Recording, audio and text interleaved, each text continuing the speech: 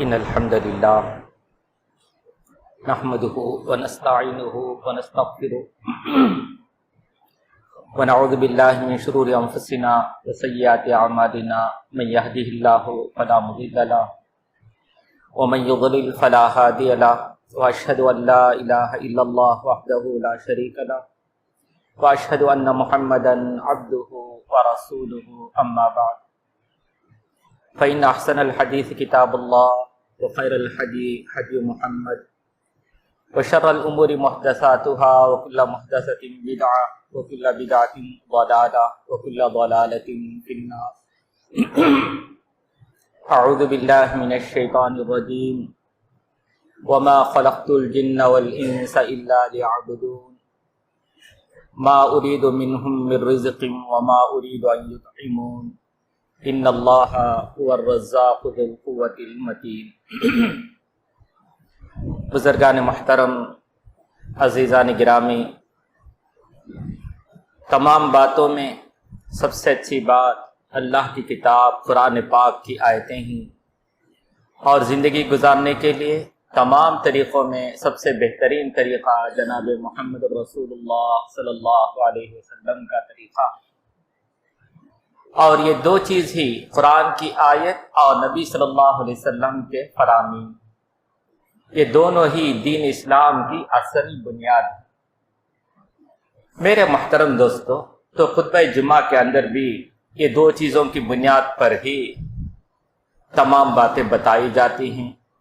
خود اللہ کے نبی صلی اللہ علیہ وسلم بھی لوگوں کو خطبہ جمعہ میں قرآن کی آیتیں پڑھ کر سمجھاتے، اور اللہ کے نبی صلی اللہ علیہ وسلم اس کی حکمت بیان فرماتے اور اس کے متعلق فضیلت بیان کرتے اور احکام و مسائل سمجھا دیتے.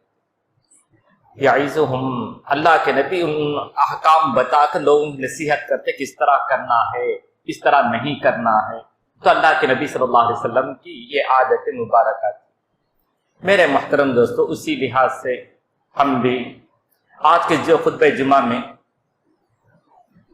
اللہ تعالی ہم کو کیوں پیدا کیا وہ بھی، اور اسی طرح بستی میں گزشتہ 3-4 سال سے درگاہ پرستی جو زوروں پر بڑھتا جا رہا ہے، اس کے تعلق سے بھی موازنہ کمپیئر کر کے بتائیں گے، سمجھانے کی کوشش کریں گے کہ درگاہ کو جانا وہ کیسا ہے، اس میں جو سند العرس مناتے ہیں یہ کیسا ہے.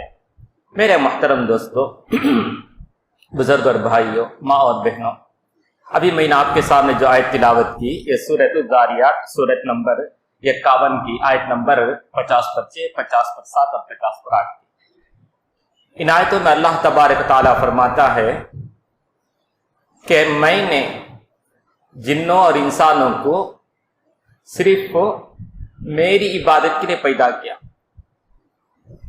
اور میں تم سے کوئی رزق روزی نہیں مانگ رہا ہوں، اور نہ میں یہ چاہتا ہوں کہ تم مجھے روزی کھلاؤ، کھانا کھلاؤ.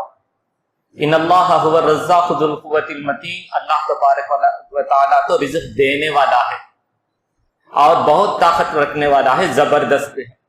ان آیتوں میں اللہ تبارک و تعالیٰ ہمیں دو باتیں بتلاتا ہے کہ اللہ تبارک و تعالیٰ ہم کو پیدا کر کے ہم کو روزی دیتا ہے، جو چاہے کرنے پر قدرت رکھتا ہے کیونکہ وہ بڑا زبردست ہے. اور پھر یہ بتایا کہ اللہ تعالیٰ تم سے روزی نہیں مانگتا بلکہ وہ تم کو روزی دیتا ہے. جب اللہ نے تم کو پیدا کر کے روزی دیا، زندگی گزارنے کے راستے ہموار کیے، تو اس کا شکر بجا لاتے ہوئے تم اسی کی عبادت کرو. وہی آیت میں اللہ فرماتا ہے کہ میں نے جن اور انسانوں کو صرف میری عبادت کے لیے پیدا کیا. میرے محترم دوستو، تو دنیا بھر میں جتنی نعمتیں ہیں اس کا شکر ادا کرتے ہوئے ہم اسلام کے مطابق زندگی بسر کرنا ہے. اور اس کے تعلق سے بہت سے باتیں پہلے بھی آ چکی ہیں، لیکن اب چونکہ کچھ دنوں میں شہر پرنامبٹ کے قریب متصل میں ایک سند العرس منانے جا رہے ہیں. وہ کیا چیز ہے؟ کیونکہ ہم لوگ توحیدی علاقے میں رہتے ہیں، توحید کے ماحول میں رہتے ہیں، شرک سے بہت بچ کر دور رہتے ہیں، اس سے پتہ ہی نہیں چلتا. میرے محترم دوستو، سندل کہتے ہیں کسی کے مرنے پر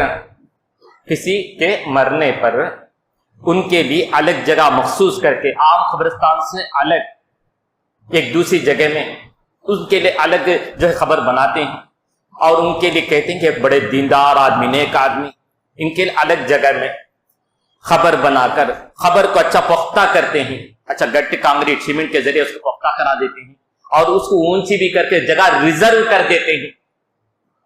پھر اس کے بارے میں یہ بات پھیلا دیتے ہیں کہ یہ تو بہت بڑے آدمی ہیں، بڑے بزرگ ہیں، بابا ولی ہیں، اور ان کے پاس تم جو بھی آ کے مانگو تمہاری مراد پوری ہو جاتی ہے. اس کے بعد کیا کرتے ہیں لوگ؟ اس کے لیے جمعرات، جمعہ، ہفتے میں ایک مرتبہ جاتے ہیں، سال میں ایک مرتبہ ان کے لیے جو عرس مناتے ہیں. تو ان پر اسی طرح جو ہے سندل کا پاؤڈر لے جا کر ایک رسم کے طور پر اس کو جو اس پر چھڑکا جاتا ہے. اس کا نام سندل عرس ہے، یا عرس پیر کا نام بھی رکھتے ہیں. بہرحال اب ان میں سے ایک ایک چیز دیکھنا ہے، جو کام کرتے ہیں اس کا اسلام کے ساتھ کیا تعلق ہے، اسلام اس میں کہاں تک ہماری رہنمائی کرتا ہے، کیا وہ صحیح ہے غلط ہے؟ صحیح ہے تو کس حد تک صحیح ہے، غلط ہے تو کون سی چیزیں غلط ہیں، یہ ہم پہچاننا ہے. تبھی ہم کلیئر ہو سکتے ہیں، ہم سمجھ سکتے ہیں، ہم اپنے بچوں کو، دوستوں کو، رشتہ داروں کو بتا سکتے ہیں، جان پہچان اور ملاقاتی لوگوں سے اس کے بارے میں ڈسکس کر سکتے ہیں. اس لیے میں نے آج اسے عنوان کو میں نے چنا ہے. میرے محترم دوستو، آئیے ایک ایک بات دیکھیں گے. اللہ تبارک و تعالی جس نے ہم کو پیدا کیا، ہم ہر حال میں اللہ کے محتاج، کبھی بیمار ہوتے ہیں اسی سے مانگتے ہیں، کبھی روزی کے لیے تنگی ہو جاتی ہے اسی سے جو ہے دعا کرتے ہیں، اور اسی طرح زندگی کا جو بڑے بڑے مسائل آتے ہیں اس کو حل کرنے کے لیے، وہ پرابلم سالو کرنے کے لیے بھی ہم اللہ کے سامنے آگے ہاتھ اٹھاتے ہیں. اللہ تبارک و تعالی غیب سے اس کو دور کر دیتا ہے. اللہ تبارک و تعالی ہم سے قریب ہے، ہماری باتیں سنتا ہے، اور جب جو کرنا ہے وہ برابر کروا دیتا ہے. اس طرح کوئی بھی نہیں کر سکتا. کیوں؟ اللہ الصمد، وہ اللہ اکیلا ہے، وہ بے نیاز ہے، اسے کسی چیز کی ضرورت نہیں. ہم کو جو دینا ہے براہ راست ہماری دعا سن لیتا ہے، بیچ میں کسی ریکمینڈ کی ضرورت نہیں پڑتی. لم یلد ولم یولد، نہ اس نے جنا اور نہ وہ جنا گیا، اس کے لیے ماں باپ بھی نہیں، بیوی بچے بھی نہیں. ولم یکن لہ کفوا احد، اور وہ اس جیسا کوئی بھی نہیں. تو اللہ کے لیے مثال ہی نہیں دی جا سکتی. میرے محترم دوستو، اب اصل موضوع کی طرف آتا ہوں. یہ درگاہ پرستی کہاں شروع ہوتی ہے؟ کسی کے ایک دیندار آدمی کے مرنے پر.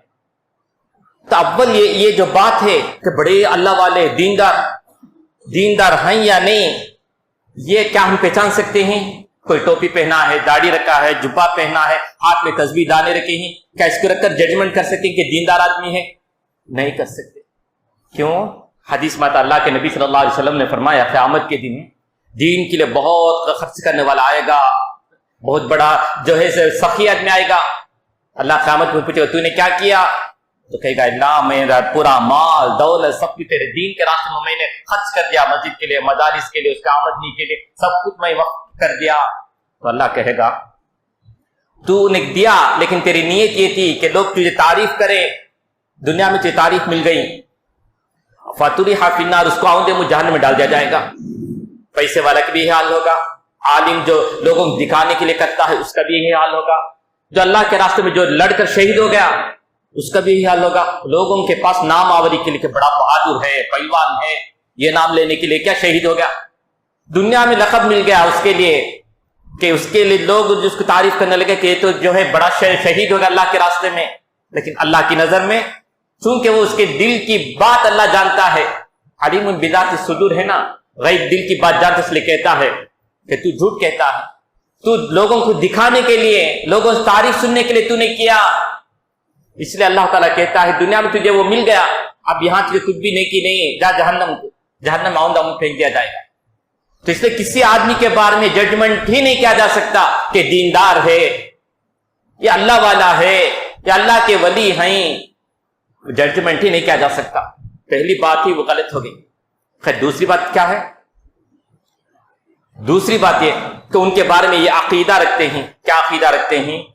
کہ یہ اللہ فرض کیجیے اللہ والے ہی ہیں، دیندار ہی تھے، دیندار تھے تو ان کے لیے جو جگہ ریزرو کرتے ہیں ان کے لیے جو جگہ جو ہے پختہ بناتے ہیں، اس کے لیے جو ہے سیمنٹ اور گارے کے ذریعے، چونا کے ذریعے اس کو جو پختہ بناتے ہیں، یہ بھی غلط نہیں کرنا ہے، جگہ ریزرو نہیں کرنا ہے۔ کرسچین لوگوں جو بھی مرتے ہیں ان کے لیے جگہ پکا بنا دیتے ہیں، پورا ٹائلس لگا دیتے ہیں، ان کو اوپر ان کا نام کا بورڈ لگا دیتے ہیں۔ جگہ کی تنگی ہے ان لوگوں کے لیے۔ اسلام جس کو مانتا ہی نہیں، اسلام یہ کہتا ہے خبر سادگی کے ساتھ ہو، پختہ نہیں بنانا، اس پر نشانی نہیں رکھنا۔ اسلام اس کو روکا ہے۔ کیوں؟ 1-2-3 سال کے بعد ہمارے دادا کے خبر میں پھر ابا کو ڈال دیں گے، پھر ہم مر جائیں تو ہم کو اٹھا کے ڈال دیں گے، تو جگہ کا پرابلم نہیں آنا ہے۔ تو اسلام اس کا بھی ایک سلوشن دیتا ہے، حل دیتا ہے۔ اللہ کے نبی صلی اللہ علیہ وسلم نے اس طرح خبر کو پختہ بنانے سے روکا ہے۔ کیا روکا ہے؟ اللہ کے نبی نے فرمایا نہا رسول اللہ صلی اللہ علیہ وسلم ایبن القبور، اللہ کے نبی صلی اللہ علیہ وسلم نے خبر کو پختہ کرنے سے منع کیا، یجسس القبور، اس کو گچکاری کرنے سے منع کیا، وَأَن يَقُعُدَ عَلَيْهِ، خبر کے پاس بیٹھنے سے بھی، خبر کے پاس بیٹھنا، وہاں رونا یا مجاور کی طرح بن جانا، سجادہ نشین بن کے رہنا، اس سے بھی منع کیا۔ وَأَن يُبْنَى عَلَيْهِ، اس پر جو عمارت گنبد بنانے سے بھی اللہ کے نبی نے روکا ہے، کہ حدیث مسلم کے اندر دیکھی جا سکتی ہے۔ تو خبر عام ہونا چاہیے، سادگی کے ساتھ ہونا چاہیے۔ دنیا بھر کے لوگوں، دنیا کے اندر جو بڑے سیاستدان ہوتے ہیں، حکمران ہوتے ہیں، مرتے ہیں تو ان کے خبر کو جو ہے بہت عالیشان بناتے ہیں۔ وہی جب سعودی میں دیکھتے ہیں کہ وہاں کے بادشاہ مرتے ہیں تو سادہ خبر ہوتا ہے۔ دنیا کے بڑے بڑے لیڈر تعجب سے دیکھتے ہیں کیا کتنی سادگی ہے۔ اسلام سادگی ہی سکھاتا ہے کہ اس کے بعد 4 سال کے بعد پھر وہاں اور خبر ڈال دیں گے۔ تو اسلام اسی لیے قبرستان میں جو کوئی خبر پختہ بنانے کے لیے اجازت نہیں۔ اللہ کے نبی کیوں نہیں بناتے؟ اس لیے کہ اللہ کے نبی نے روک دیا کہ چونا گارا نہیں لگانا ہے، اس کے پاس بیٹھنا نہیں ہے، پھر اس کے اوپر عمارت اور گنبد وغیرہ نہیں بنانا ہے۔ اسلام نے روک دیا، جگہ ریزرو کرنا نہیں ہے۔ تو اس کے بعد اور ایک سوال کیا ہوتا ہے، پھر خبر کی زیارت نہیں کر سکتے کیا؟ قبرستان کو جا سکتے، خبر کی زیارت کر سکتے، یہ چونکہ عام قبرستان سے الگ ہے نا، تو وہ قبرستان میں شمار نہیں، وہ درگاہ ہے، یہ عام قبرستان ہے۔ زیارت کے واسطے، موت کی یاد کے لیے قبرستان جانا ہے، درگاہ کو جانا نہیں۔ وہ لوگ بیان میں کیا خبر کی زیارت جائز نہیں؟ خبر کی زیارت جائز ہے، وہ تو وہاں تو دین کے خلاف ہو رہا ہے نا۔ عام لوگوں سے ان کو ہٹا کے الگ رکھتے ہیں، ان کے خبر کو پختہ بناتے ہیں، ان کی خبر کو اونچی بناتے ہیں، اور اس کے بارے میں جو ایک عجیب تصور پیش کرنا چاہتے ہیں، شرک کی طرف کھینچتے ہیں۔ اس لیے درگاہ کو جانا ہی غلط ہے۔ اور اللہ کے نبی صلی اللہ علیہ وسلم مدینہ میں آنے کے بعد، اللہ کے نبی کی حکومت قائم کرنے کے بعد، اسی طرح جب مکہ فتح ہونے کے بعد، اللہ کے نبی اپنے داماد علی رضی اللہ عنہ کہتے ہیں کہ علی جاؤ، جتنی بھی اونچی خبریں ہیں اس کو مار کے گرا دو، لا تجعل خبرا مشرفا، جتنی بھی اونچی خبریں اس کو مار کے گرا دو، زمین بوس کرا دو، زمین کے برابر کرا دو۔ تو حضرت علی نے وہ کام کیا۔ پھر جب حضرت علی خلیفہ بنے تھے تو انہوں نے اپنی طرف سے ابو الحیات اسدی کو بھیجا کہ ابو الحیات تم وہ کام کرنے کے لیے میں بھیجتا ہوں جو کام کے لیے اللہ کے نبی نے پہلے مجھے بھیجا تھا۔ کیا کام ہے؟ یہ علاقے میں جتنے بھی اونچی خبر ہے سب کو مار کے گرا دو۔ حکومت آنے کے بعد وہ کام کیا۔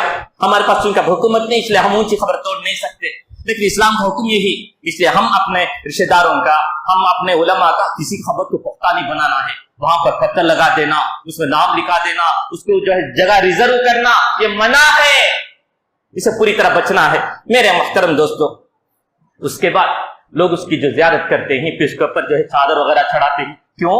یاد کو تازہ کرنے کے لیے۔ پھر اس کے بارے میں ایک عقیدہ پیش کرتے ہیں۔ کیا عقیدہ پیش کرتے ہیں؟ یہ جو اندر ہے نا، یہ معمولی آدمی نہیں، یہ بڑے بزرگ ہیں، بہت پہنچے ہوئے ہیں، اللہ والے ہیں۔ سوال کیا پروف ہے؟ اس کے لیے کیا دلیل ہے؟ قرآن حدیث سے بتاؤ۔ اللہ والے ہیں تو کیا بھی کرنا؟ فرض تو اچھا مان دے گا، اللہ والے ہیں تو کیا کرنا؟ ان کے پاس جو بھی مانگو دے دے گا، ان کو سب معلوم ہوتا ہے۔ کیسے معلوم ہوگا؟ اب آئیے میں ایک واقعہ بتاتا ہوں، بہت پہلے کا واقعہ۔ قرآن پاک میں اللہ تبارک و تعالی ایک نبی کا ذکر کرتا ہے، ایک دیندار آدمی کا، عزیر علیہ السلام کا۔ ایک بستی سے جاتے ہیں، اس بستی پر جو ہے زلزلہ آ کر پوری بستی جو ہے چھت کے سمیت نیچے گر گیا ہے۔ उधर से वो गुजरते हुए कहते हैं ये तो पूरा ऊपर से नीचे तक गिर गया, पूरे लोग तबाह हो गए, इसको अल्लाह कैसा उठाएगा? कुरान की आयत में है औ कल्लज़ी मर्रा अला क़रियतिन वहिय ख़ावियतुन अला उरूशिहा। क्या तुमने उस आदमी उज़ैर के बारे में गौर नहीं किया? क्या उस आदमी पर गौर नहीं किया जो एक खरिया से, एक आबादी से गुजर रहा था, जिसकी छतें जो है पूरे बैठ गई थी, पूरे गिर गई थी, पूरे दीवारें मुनहदिम हो गई हैं और वो जो है बर्बाद और वीरान हो चुका है। तो वो गुजरने वाला आदमी क्या कहते हैं दिल में अन्ना ये हादिहिल्लाहु बादा मौतिहा, ये तो पूरे तबाह हो गए, मर चुके हैं, इनके मन में तो अल्लाह इसको कैसे उठाएगा? तो अल्लाह तबारक व तआला उनको सिखाने के लिए फ़अमातहुल्लाहु मिअता आमिन, तो अल्लाह तबारक व तआला ने उस आदमी को, उस नेक बंदे को 100 साल तक के लिए मौत दे दी। जमीन के ऊपर जो गधे के साथ जा रहे थे, तो थोड़ा बहुत खाने की चीज, तोशा टिफिन लेके जा रहे थे, उसी हाल में मौत आ जाती है। उनका गधा उधर पड़ा है, उनका तोशा खाना उधर पड़ा है और वो इधर गिरे पड़े हैं। 100 साल के बाद उठकर देखते हैं कि गधा पूरा सिर्फ हड्डी का ढांचा बाकी रह गया है। उसके बाद देखते हैं कि ये कैसा होगा, क्या हो गया? क़ाल कम लबिस, कितने दिन बाद उठे? नहीं ना, मालूम नहीं ना। क़ाल बल लबिस्त मिअता आमिन, नहीं तुम जमीन के ऊपर ही 100 साल तक ऐसे मुर्दा पड़े रहे। यकीन नहीं आता, जरा गधे को देख लो, पूरे हड्डियां सब अलग अलग हो गई हैं। तो पूरी तरह देखते हैं तो बात अच्छा 100 साल गुजर गए, देखते कि इधर उधर निशाना सब बदल गए हैं। उनका तोशा का अल्लाह से रहता ताकि उनको याद आने के लिए कि ये तुम्हारा ही तोशा है। वो गद्दा के तो पीछे निशानी नहीं है, सिर्फ हड्डी का ढांचा है। फिर इनका डाउट क्या था, अल्लाह कैसा जिंदा करेगा? तो अल्लाह ताला उनको आंखों के सामने ही गधे को हुक्म देता है, उन्जुर इला तामिका व शराबिका लम यतसन्ना, तुम्हारा खाना देखो इसी तरह ताजा है। हमने उसको जो है 100 साल तक के लिए ठंडे इलाके में फ्रिज की तरह रख दिया, उसको हिफाजत के साथ वैसे ही रहता है, यकीन बढ़ने के लिए कि वो मेरा ही खाना है। और गधे को देखते ही पूरा हड्डियां अलग हो गई। तो अल्लाह ताला कहता है, गधे को हुक्म देता है सीधा हो जाओ। तो फौरन गधा क्या होता है, हड्डियां एक दूसरे से जमते चले जाते, जुड़ते चले जाते हैं। सुम्मा नक्सुहा लहमा, फिर हमने उस पर गोश्त पोस्ट चढ़ा दी। फलम्मा तबय्यन लहू, फिर उस पर गोश्त पोस्ट चढ़ा दिया और फिर वो नीचे उठने की तरह उठ गया, बैठ गया, फिर खड़ा हो गया। पूरे आंखों के सामने देखने के बाद यकीन हो गया। कहते क़ाल अअलम, अब मैं जानता हूं अन्नल्लाह अला कुल्ली शैइन क़दीर, अल्लाह तो हर चीज पर कुदरत रखता है। अब सवालिए कि अल्लाह के नेक बंदे जो जमीन के ऊपर ही मर के पड़े हैं, अतराफ क्या होता मालूम नहीं, अल्लाह ताला बताने के बाद मालूम होता है। और यहां कभी के मर गए, मर के हड्डी मिट्टी हो गए, उनके बारे में क्या कहते? नहीं, अंदर ही सभी मालूम होता। कैसे मालूम होगा? इसकी क्या दलील? क्या कुरान हदीस इसके लिए दलील है? आंखों के सामने दिखता है। अगर वो कुदरत वाले हैं, सुनते हैं, देखते हैं, कैसे सुनेंगे? जिंदा रहे तो ना सुनेंगे, जिंदा ही नहीं ना, इसलिए ना खबर के अंदर जाके दफना दिए। इसलिए ये अल्लाह ताला तबारक व तआला उसके ताल्लुक से कहता है, अगर जिंदा हैं तो दफनाते क्यों? मर गए ना, उनकी मौत खुदा मालिक प्रूफ है कि वो हम जैसे कमजोर हैं, हम खुद ब खुद पैदा नहीं हुए ना, अल्लाह हमको पैदा किया, इसलिए हम खाते पीते हैं। जो आदमी खाता पीता है हमेशा भी रहता नहीं, मर जाता है। अल्लाह खाता पीता नहीं, इसलिए हमेशा रहता है। ईसा अलैहिस्सलाम के बारे में अल्लाह तबारक व तआला उनकी मां मरियम के बारे में फरमाया, काना याकुलानि तआम, वो खाना खाते थे। खाने वाला खाते क्या होगा? खाएगा, हजम करना है, प्यास लगेगी पानी पिएंगे, आराम की जरूरत है। इंसान ना, इंसान होने की वजह से उसको खाने की जरूरत है, पीने की जरूरत है, आराम की जरूरत है, क़ज़ाए हाजत की जरूरत है, ये सब होता रहेगा। तब इंसान मजबूर है। इसी तरह जो खाता पीता आदमी है एक दिन मर जाता है, तो मरना उसका मुकद्दर है, अटल फैसला है। तो ये आदमी मरना यकीनी है। तो उसकी मौत खुद हमको बताती है कि इंसान कमजोर है, उसको 1000 साल जिंदा रहने नहीं होता। जब उसे खुद 1000 साल रहने नहीं होता, सेहत के साथ रहने नहीं होता, हाथ पैर जो है इसके जवाब दे चुके तो ठीक करने नहीं होता, जब इस हद तक कमजोर है तो भला दूसरे का क्या करेगा? میرے محترم دوستو، تب اس کے اندر قرآن میں اللہ تبارک تعالیٰ اس کے متعلق فرمایا ان الذین تدعون من دون اللہ، ایسے لوگ بار تم کیا عقیدہ رکھتے ہیں؟ یہ اندر رہتے ہیں، سنتے ہیں. تو اللہ تعالیٰ کہتا ہے یہ سب عقیدہ ہے غلط. تم اللہ کے ساتھ جس کو تم پکارتے ہو بابا یا غوث یا پیر یا دستگیر، تو اللہ کہتا ہے عباد امثالکم، وہ تو تمہارے سب بندے ہیں. جس طرح تم کھاتے تھے وہ کھاتے تھے، جس طرح تم پیتے ہیں اس طرح وہ پیتے تھے، جس طرح تم سوتے تھے ہیں اس طرح وہ سوتے تھے، جس طرح تم بیمار پڑتے اس طرح وہ بیمار پڑتے تھے، جس طرح تم مرنے والے اس طرح وہ بھی مر گئے. مر کے ہزاروں سال ہو گئے، کئی سو سال گزر گئے.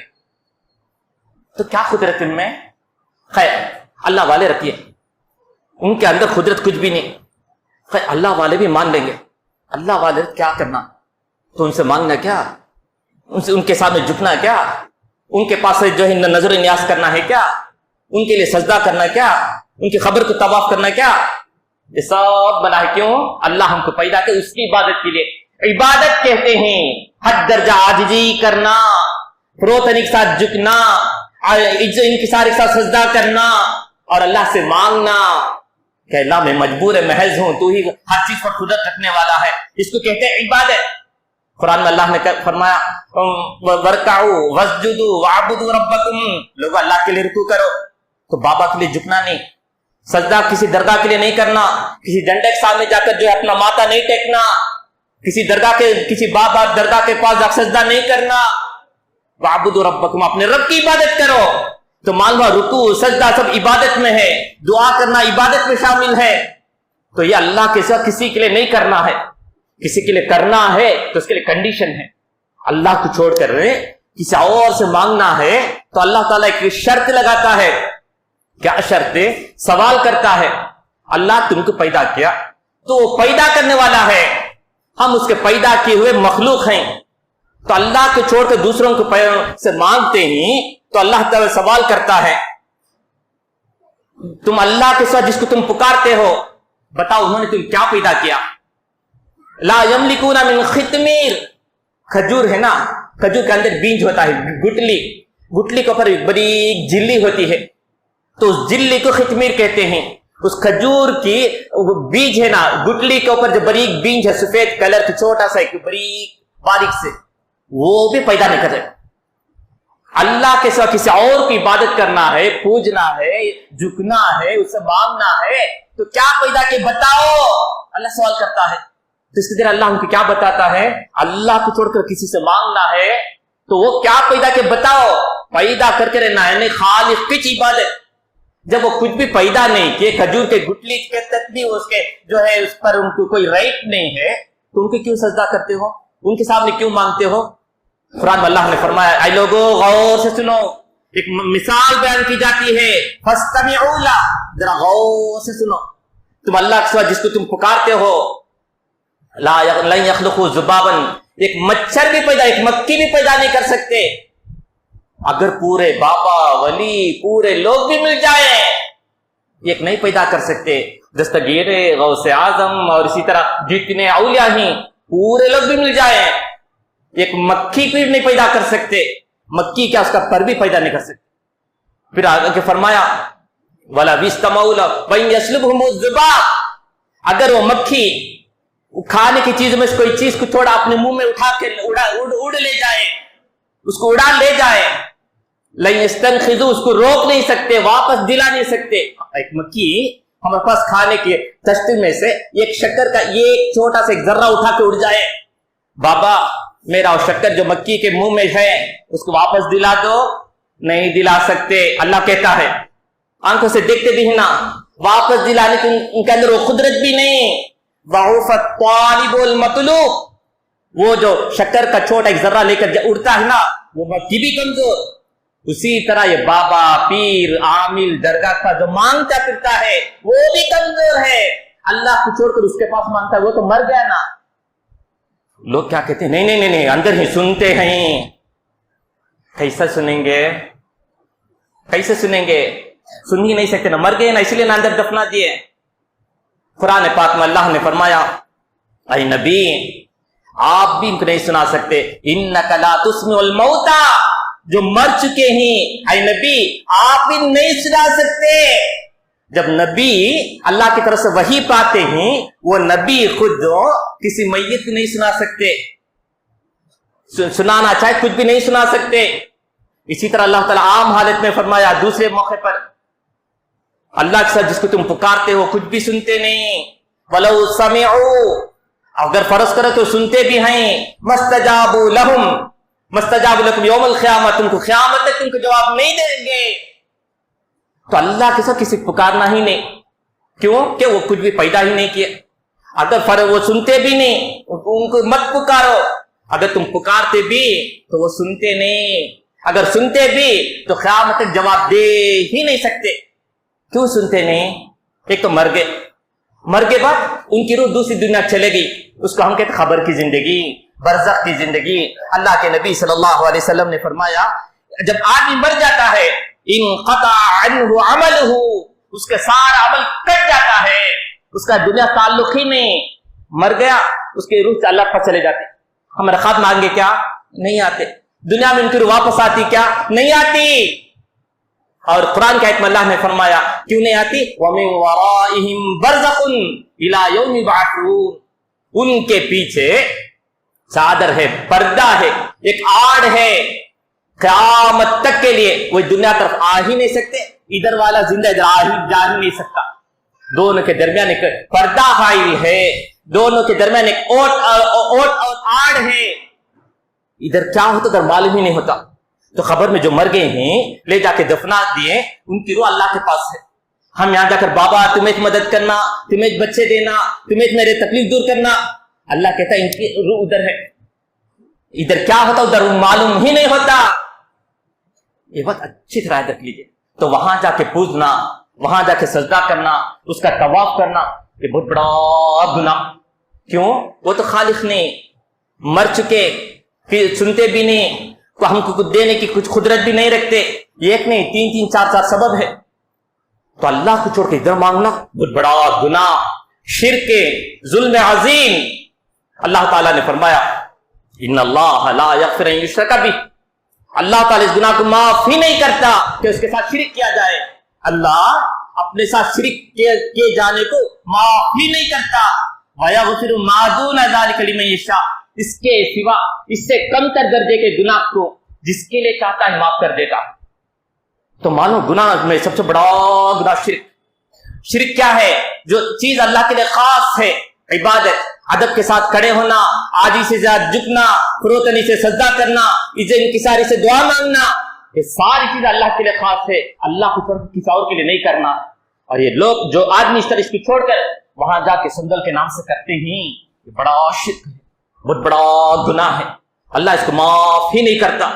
اس لیے توبہ کر کے واپس آنا ہے میرے محترم دوستوں۔ اس کے بعد اللہ کے نبی صلی اللہ علیہ وسلم نے ایک بات بتلائی، کہاں کہتے ہیں یہ لوگ اس کو اولیاء کہتے ہیں، اولیاء بڑے غوث اعظم، ان سے بڑے اللہ کے نبی، پوری دنیا میں سب سے بڑا ولی اللہ کے نبی، اللہ کا چہیتا، اللہ کا پسندیدہ، وہ نبی کہتے ہیں کہ تم میری تعریف میں غلو نہ کرو، میری تعریف میں جو ہے مبالغہ نہ کرو۔ مبالغہ کرتے ہوئے اللہ کے نبی کو اللہ کے نبی جو چاہے کر دیں گے، ہم کو اللہ سے لڑ کر ہم کو جنت میں بھیج دیں گے، ایسا مت کہو۔ پھر اللہ نے مثال دے کر کہتے ہیں کما اطرت النصارى عیسی ابن مریم کے بیٹے عیسیٰ علیہ السلام کو، جس طرح یہ عیسائی لوگ ان کا درجہ کو بڑھاتے ہوئے، ناحق بڑھاتے ہوئے اللہ کے بندے عیسیٰ کو اللہ کا بیٹا کہنے لگے، یہ بھی غلطی۔ اور کچھ عیسائی کہنے لگے عیسیٰ لگا اللہ لگنے، عیسیٰ ہی اللہ ہے، ان اللہ و عیسیٰ ابن مریم، اللہ ہی عیسیٰ بن مریم ہے، ان کی شکل میں بدل کر آیا ہے۔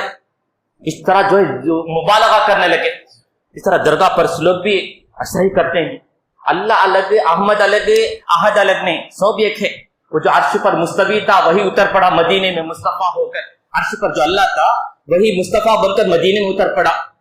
نعوذ باللہ، کیا عقیدہ ہے! تو نبی کا درجہ کو جو ہے خدا کے درجے سے جب ملا کر خلط ملت کر دیے، شرک کا اندر شرک ہو گیا، بہت بڑا شرک ہو گیا۔ تو اللہ تم بھی اس لیے فرماتے ہیں لوگوں تم میرے درجے کو، میرے مقام و مرتبے کو اس درجے سے اوپر نہ اٹھاؤ جو درجہ اللہ مجھے دیا ہے۔ کیا کہو؟ خولو، یہ کہو کہ انی عبداللہ، व रसूल, मैं अल्लाह का रसूल हूँ, अल्लाह का भेजा हुआ पैगंबर हूँ, अम्बासडर हूँ। वहां से मैसेज लेके इधर देता हूं। लेकर देने से मैं बड़ा क्या नहीं, अब्दुल्ला, अल्लाह का बंदा हूं, मजबूर बंदा हूं, गुलाम हूं, मेरे पास कोई इख्तियार नहीं। तो मैं तुम्हारा अल्लाह के नजर में तुम और मैं एक ही, सिर्फ इतना फर्क अल्लाह मुझ पर जो है वही भेजता है। तो इसलिए मेरे बारे में कहना है तो अल्लाह का बंदा कहो, उसका रसूल कहो, उससे बढ़कर नहीं। तो ये लोग वहां क्यों जाते हैं? जाकर सजदा करते, ये करते, सब काम क्यों करते हैं? वो लेके अल्लाह से लड़कर लेकर देते हैं। तो अल्लाह के नबी ने क्या फरमाया? अरे जो अल्लाह के नबी औलिया के औलिया थे, जिंदगी में ही अपनी बेटी से कहते हैं, सफिया दुनिया में जो कुछ मांगना है मांगने, सलीनी माशीती ला उगनी अन्की मिनल्लाहि शैआ।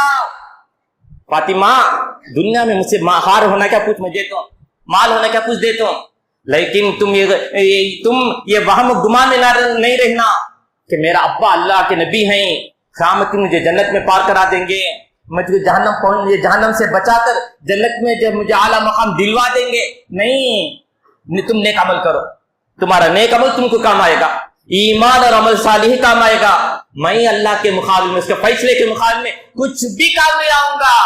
अल्लाह के नबी ने फरमाया, जब अल्लाह के नबी अपने बेटी को काम नहीं आएंगे तो हम लोगों के लिए क्या मांगे? ये बाबा, ये वली, जिनके बारे में जो है यकीनी खबर भी नहीं कि वो वाक़ई अल्लाह वाले ही या नहीं। मोहम्मद सल्लल्लाहु अलैहि वसल्लम वाक़ई अल्लाह के नबी, इन्नी अत्काकुम व अख्शाकुम लिल्लाह, मैं अल्लाह के लिए सबसे ज्यादा डरने वाला हूँ, फरमा बरदार हूँ, परहेजगार हूँ। अल्लाह के नबी है थे, दूसरे किसी के बारे में गारंटी नहीं। मेरे मोहतरम दोस्त, इसलिए अल्लाह को छोड़कर किसी के सामने भी, किसी दीवार के पास, झंडे के पास, किसी निशान के पास, किसी अलम के पास, किसी पंजे के पास, इसी तरह किसी खबर के पास, किसी दरगाह के पास जाना, तवाफ करने से पूरा मना है। तवाफ काबतुल्लाह के लिए ही करना है। वल्यतवफ़ु बिल बैतिल अतीक, जो पुराने खदीम काबतुल्लाह जो है अल्लाह का घर, उसका तवाफ करना, उसको छोड़कर ये दरगाहों की सब जो तवाफ करती है, ये गुनाह है, बहुत बड़ा गुनाह, शिर्क है, इससे बचे रहना है। मेरे मुहतरम दोस्तों, और भी कुछ बातें रह गई हैं, वो जो है दूसरे खुद में बताऊंगा। अल्लाह तबारक व तआला हमको हकीकत समझने की तौफीक अता फरमाए। जो गलत है, जो बातिल है, उसको बातिल को बातिल समझकर उसे पूरी तरह किनारे कश होने की तौफीक अता फरमाए। वाखिर दावाना अल्हम्दुलिल्लाह रब्बिल आलमीन। इन्नल हम्दुलिल्लाह हामिदुन मुसल्लिन अम्मा बाद। हाज़िरीन किराम, इसके बाद एक भी सवाल रह गया है। वो क्या है? अल्लाह के नबी सल्लल्लाहु अलैहि वसल्लम जो लोगों को दीन सिखाने आए थे, लोगों को दीन की तबलीग करने आए थे, इस्लाम के मुताबिक किस तरह जिंदगी बसर करना है, अमली नमूना प्रैक्टिकल अमल करके दिखाया। क्या वो नबी अल्लाह को छोड़कर किसी बाबा, किसी वली के खबर के पास जाने, उसका तवाफ करने, उसके सामने झुकने, उस पर नजर न्याज कराने, संदल कराने की इजाजत देंगे? क्या अल्लाह ताला इससे राजी होगा? अल्लाह के नबी ने इसकी इजाजत नहीं दी। अल्लाह भी इससे राजी नहीं होता, बल्कि उन पर गजबनाक होता है। अल्लाह के नबी सल्लल्लाहु अलैहि वसल्लम ने फरमाया, इंतिकाल से, अल्लाह के नबी इंतिकाल से पहले बहुत सख्त जब बीमार हुए तो उस मौके पर फरमाया, आयशा रजी अल्लाह तआला अन्हा कहती हैं, उस मौके पर अल्लाह के नबी ने फरमाया, लअनल्लाहुल यहूद वन नसारा, अल्लाह ताला इस यहूद और नसारा पर अल्लाह अब उसकी लानत भेजे, अल्लाह की लानत और पिटकार हो यहूदी कौम पर और इस तरह नसारा कौम के लोगों पर। क्यों? क्या वजह? अल्लाह के नबी खुद इसको वजाहत करते हैं। अल्लाह के नबी ने खुद इसकी वजाहत कर दी, इत्तखज़ू कुबूर अंबियाइहिम मसाजिदा, क्योंकि उन लोगों ने अपने अंबिया के खबरों को जो है सजदा करने की जगह, इबादत करने की जगह, जिक्र करने की जगह बना दिया। मसाजिदा, मस्जिद की तरह बना दिया। मस्जिद में क्या होता है? मस्जिद में नमाज पढ़ने आने वालों के लिए जगह होती है, इबादत करने के लिए जगह है, उसके लिए इंतजाम करते हैं, हवा का इंतजाम, रोशनी का इंतजाम, वजू का इंतजाम। जिस तरह मस्जिद के लिए करते हैं उस तरह उसको नहीं करना, खबर को उसके इंतजाम नहीं करना। मस्जिद के लोग 5 वक्त आते रहेंगे, अल्लाह की याद करेंगे, नमाज पढ़ेंगे, दुआ करेंगे, रोएंगे, गिड़गिड़ाएंगे, ये काम کسی خبر کے سامنے نہیں ہونا ہے۔ میرے محترم دوستو، اللہ کے نبی صلی اللہ علیہ وسلم نے ان یہودیوں پر اسی لیے لعنت کی کہ یہودی لوگوں نے اللہ کو چھوڑ کر اپنے نبی کے خبروں کے پاس سارے کام کرتے تھے جو آج یہ لوگ کر رہے ہیں۔ اور یہ حدیث بخاری میں 1330 میں دیکھی جا سکتی ہے۔ حضرت ابو عبیدہ، اسی طرح ام حبیبہ، جب یہ لوگ مکہ سے ہجرت کر کے حبشہ گئے تھے، وہاں کے کنیسہ کو دیکھتے ہیں، وہاں کے ایک چرچ کو دیکھتے ہیں، وہاں کے وہ دیکھ کر وہاں کی تصویر وغیرہ رہتا ہے۔ آنے کے بعد، مدینہ آنے کے بعد، اللہ کے مدینہ آنے کے بعد یہ لوگ حبشہ سے دوبارہ مدینہ ہجرت کرنے کے بعد وہاں ذکر کرتے اللہ کے نبی ہم وہاں کے کنیسہ کو دیکھے، چرچ وغیرہ کو، وہاں کے اس سے تصویریں سب ہوتی تھی، اس طرح ہے، اس کے بارے میں نقش نگاہ کے بارے میں کہتے ہیں۔ تو اللہ کے نبی نے فرمایا یہ لوگ اپنے انبیاء کے اور اسی طرح جو نیک ہیں ان کے خبروں کو، ان کو مرنے کے بعد ان کے خبروں کو پختہ بنا دیں گے، اس کو سجدہ کرنے کی جگہ بنا دیں گے اور ان کی تصویروں کو اس طرح بنا دیں گے۔ اولئک شرار الخلق عند اللہ یوم القیامہ، یہی نوٹ کرنے کے بعد یہ لوگ جو نیک لوگوں کے مرنے کے بعد ان کی خبر کو پختہ کرتے ہیں، یہ لوگ تمام لوگوں میں سب سے بدتر لوگ ہیں اللہ کی نظر میں قیامت کے دن۔ یہ حدیث جو ہے مسلم میں بھی ہے، مسند احمد کے اندر بھی دیکھی جا سکتی ہے۔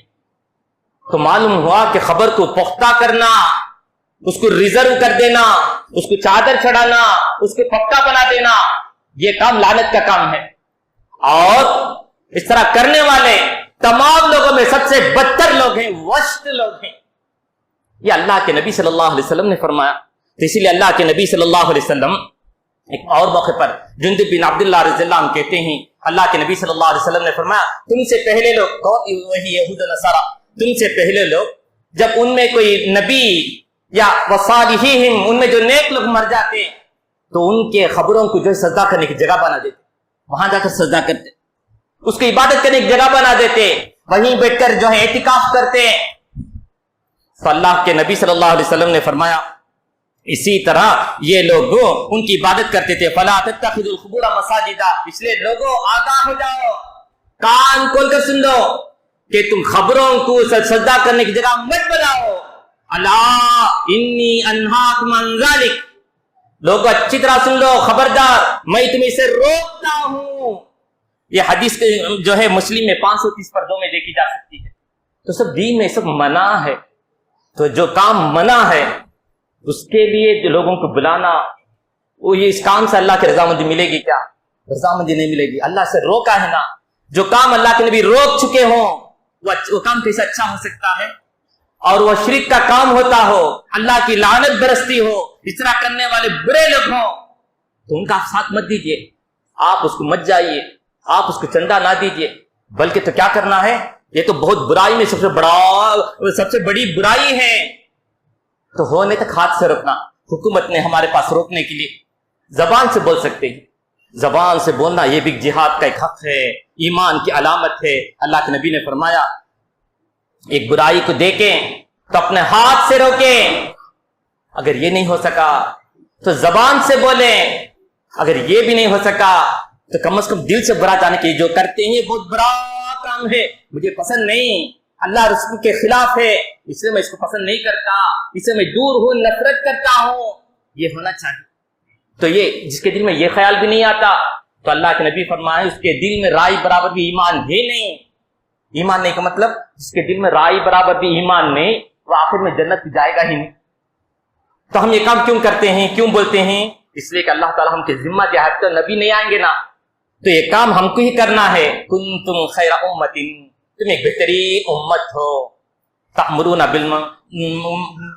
بالمعروف، تم لوگوں کو بھلائی کا حکم دیتے ہو، وتنہون عن المنکر، برائی سے روکتے ہو۔ تو نیکی کا حکم دینا، برائی سے روکنا، یہ کام یہ امت مسلمہ ہم لوگ ہی کرنا ہے۔ اولئک، اور دوسرے کا فرمایا یہی لوگ کامیاب ہونے والے ہیں۔ تو نیکی کا حکم دینا، اسلام کے پیغام کو پہنچانا، برائی سے روکنا، جس طرح کرتے ہیں یہ لوگ کامیاب ہونے والے ہیں۔ اللہ تبارک و تعالی ہم کو یہ جو سند العروس ہے اس کے بارے میں، درگاہ پرستی کے بارے میں، اس کے بارے میں پوری بات اگر ذہن میں آ جائے تو ہم اس سے پوری طرح بچ کر بھی رہ سکتے ہیں۔ آپ کے جو جان پہچان ہیں جب اس کے بارے میں ڈسکس کرتے ہیں یہ بات ساری باتوں اٹھا کے بولیے، بتائیے، سمجھائیے۔ دین حق جو ہے بالکل صاف ہے، سمجھ میں کوئی دشواری نہیں، دین بہت آسان ہے، وہ توحید ہے، وہ شرک ہے۔ قرآن حدیث کی باتیں توحید کی، سنت کی، اور وہ بات شرک اور بدعت کی ہے۔ اللہ تبارک و تعالی ہم کو حق بات کو سمجھنے کی توفیق عطا فرمائے، باطل اور شرک سے پوری طرح بچے رہنے کی توفیق عطا فرمائے۔ بس میں اسی پر اپنی بات ختم کرتا ہوں۔ وآخر دعوانا